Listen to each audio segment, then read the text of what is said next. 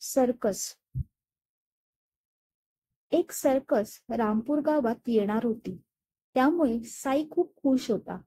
Ticket विक्री सुरू झाली होती. साई त्याच्या बाबांना घेऊन जातो आणि 3 तिकिटे काढतो. तो व त्याचे आई आणि बाबा. आज सर्कसचा पहिला दिवस होता. मोठ्या मैदानावर स्टेज बांधला होता. तिथे सर्कस भरली होती.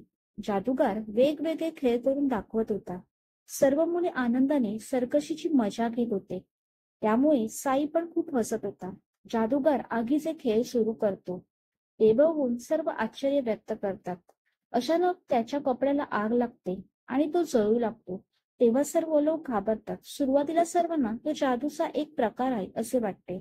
पण नंतर सर्व त्याला वाचवायला जाऊ लागतात. पाणी आणले जाते.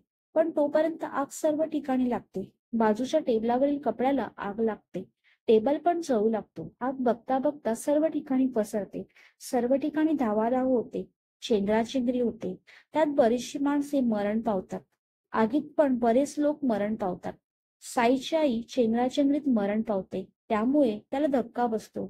बरीचशी कुटुंबे उद्ध्वस्त होतात. ही सर्कस कोणीच विसरू शकत नाही. कारण प्रत्येक व्यक्तीने आपली आवडती व्यक्ती गमावली होती. तात्पर्य, कधी कोणाचा शेवट असेल कोणीच सांगू शकत नाही. थँक्यू.